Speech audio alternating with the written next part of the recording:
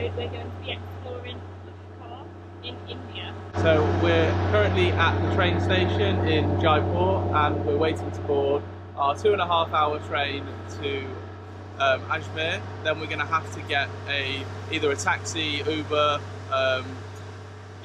to get us to something, to get us, I think it's like a 20-minute journey from Ajmer to Pushkar. So yeah. And our train is delayed. Of course. We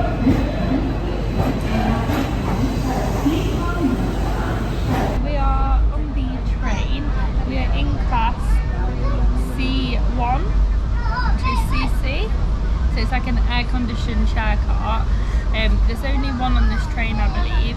Cost us 660 rupees for about a 2.5-hour journey. So not too bad, but it's really comfortable. They've got like power sockets, aircon, and for £3, not bad at all. Not bad at all, just doing some editing. So in today's episode of Indian Train Toilets, here's what we've got.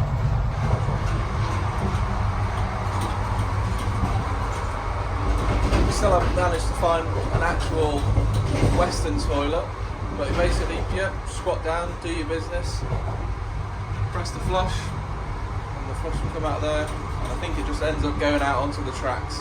We just got to Ajmer and the bartering has started already, so Morgan's trying to order an Uber which says $2.50 and they're sending in messages to say $3.50. Oh no, just cancelled on me. Just cancelled.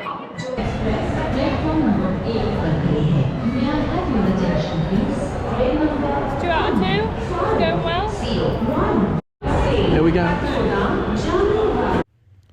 After 20 minutes of consistently being disappointed by Uber drivers, either wanting us to go privately with them or trying to charge over the odds for the journey, we decided to brave it and head out into the crowd of rickshaw drivers waiting outside the station.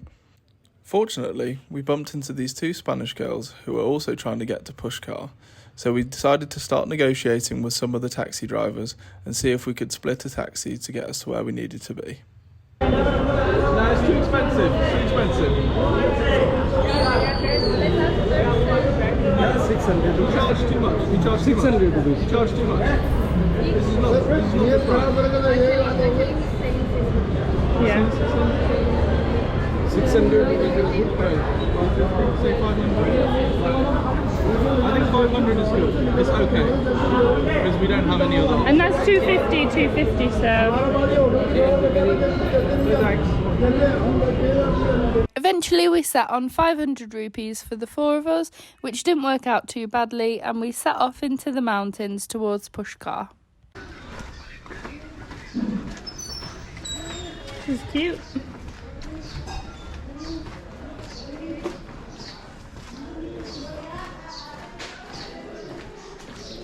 And hungry milk.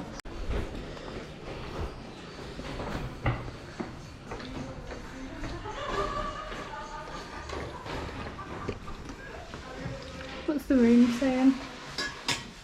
How much did we pay? About 2,400, including the taxes for 3 nights. Not Pretty bad. good. We then headed out for a walk and got some really good thali and paneer butter masala before finishing off the evening playing pool.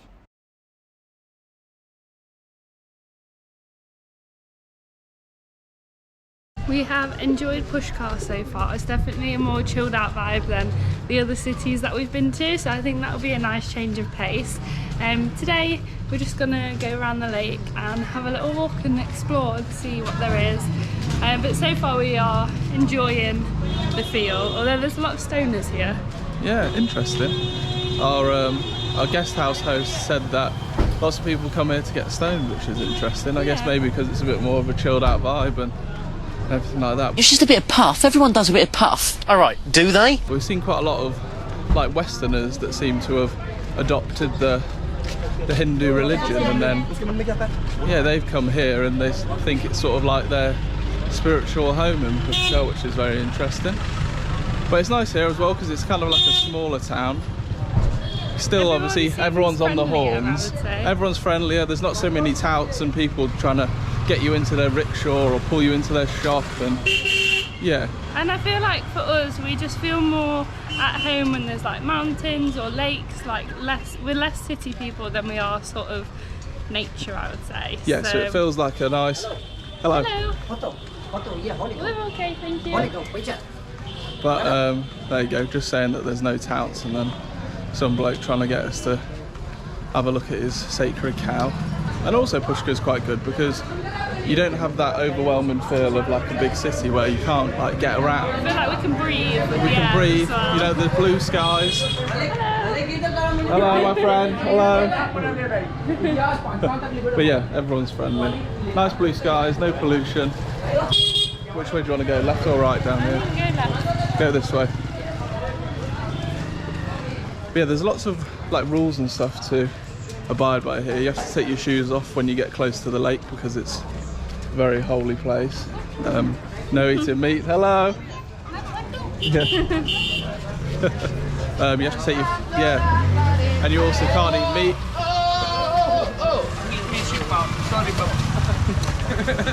Sorry, okay, Trovo anticipo. Can't quite get away from the madness though, can you?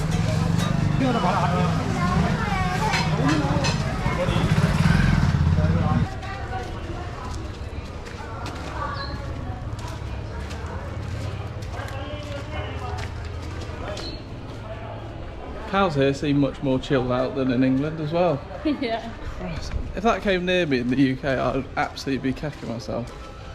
Don't really know where we're going though. That down this street? This way? What's the map saying?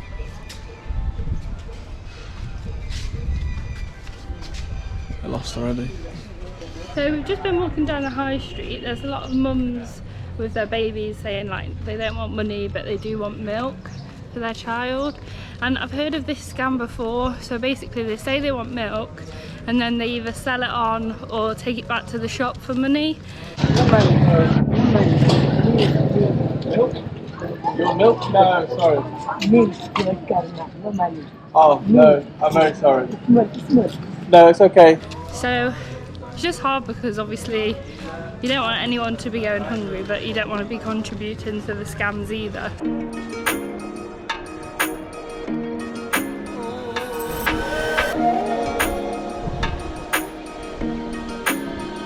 Like, lots of people walk up to you with Like flowers bunch for of- blessings. I Yeah. don't know if they're going to ask for money or if they're just being nice. Because like when we're in Sri Lanka, for example, and we're going up to the temples, there'd be these ladies with these flowers, and they'd ask you sort of like, "Oh, do you want a flower for the blessing to give to the, like to put in the temple to give to the gods?" And then obviously, you know, they're going to want some money for it, and that's obviously part of people's religion, and they like to do that and give the flowers, and we get that. But you know, we're not Hindus, but then also we want to be respectful to their culture. Need Then to do a also- bit more research. Yeah, we don't know whether these people are going to be sort of like, "Oh, you have a flower," and then, yeah.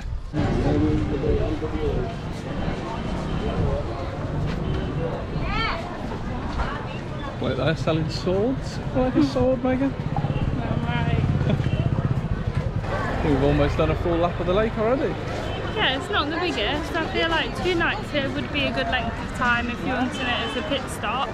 It would be nice for us just to have a slow few days and escape sort of Yeah, the chaos. And I know this probably does look like chaos, but so in much comparison, more chilled out. it is so much more chilled out. Our homestay, the guy that owns it, he was saying that people usually come for like a night or two at the end of their trip to chill out, and then they end up sort of like staying longer, didn't they? Yeah.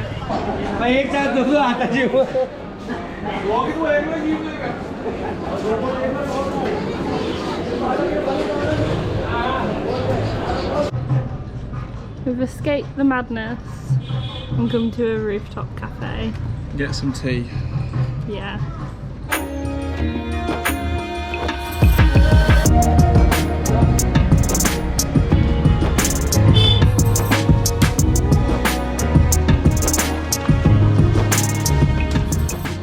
Come back to the hotel for a little bit of a afternoon break.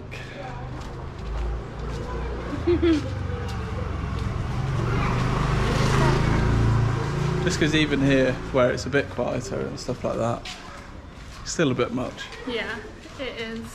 But yeah, we're going to chill for a bit, do some stuff, and then go out for a sunset hike. Yeah.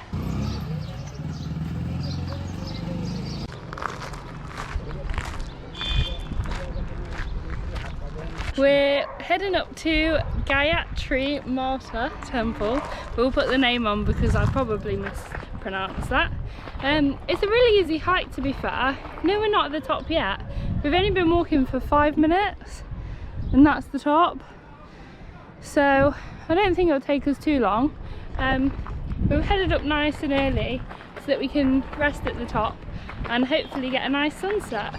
The sky's clear, so it's looking good. And we've been told by our hotel staff to come here and do it for sunset. And then there's another temple he's told us to do for sunrise, so we'll see how tired we are after. One thing that we are really enjoying about Pushkar as well is the fact of its sort of location in and around the mountains. It's something that we haven't had yet in India. Yeah, definitely. And it gives it a bit more of like an atmosphere, and it's a bit more sort of the environment that Megan and I like to be in as well, with something to sort of look at in the background. Also, one thing we have noticed, often tourists are less friendly than locals. It's like you smile at them and say hello, they just blank you. Yeah, but then obviously when you go up and speak to a local person, say hello or namaste, they'll always reply, say hello, maybe ask how you are, what you're doing. Lovely views already though. Yeah, it is nice. And that's the temple Oh yeah, we've been told to go to for sunrise. this one over here, there's like a little cable car going up there as well. I think it said that one was 150 rupees for a cable car ride. It's not bad, is it? Alright, we're getting in the steep bit now. You might see us huffing and puffing about halfway up.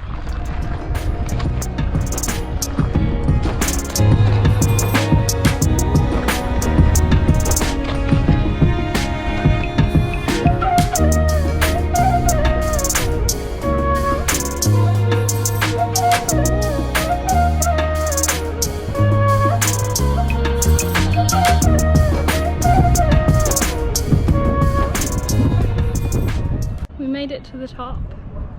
There's a few other people up here, but it's not too busy, and it wasn't too bad, to be fair. Took about 20 minutes, so I definitely recommend it if you do ever come to Pushkar. The views are really nice. See Morgan with his shoes off. Yeah, not ideal. Got to be respectful though.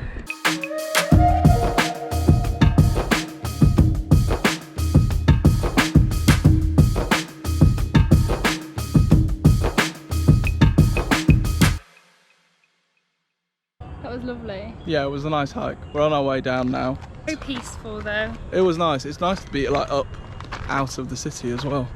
So, Although you could still hear car horns. I mean, you probably can hear it in the background now. Halfway down, you can still hear the horns. Probably hear them when we're on the plane out of it. Yeah. Everyone at the top sparking up. Yeah. Sparking up doobs. Of course, we're in Pushkar. Of course, we're in Pushkar. It's the tradition. It's the Jamaica of India. I smoked one the size of a parsnip whilst I was waiting for you latecomers. This is pretty much what it sounds like well into the night. I didn't get no sleep because of y'all. Y'all not gonna get no sleep because of me.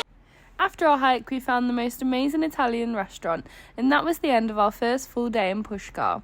If you've enjoyed this video, please make sure to like and subscribe to our channel, and as always, we'll see you in the next one.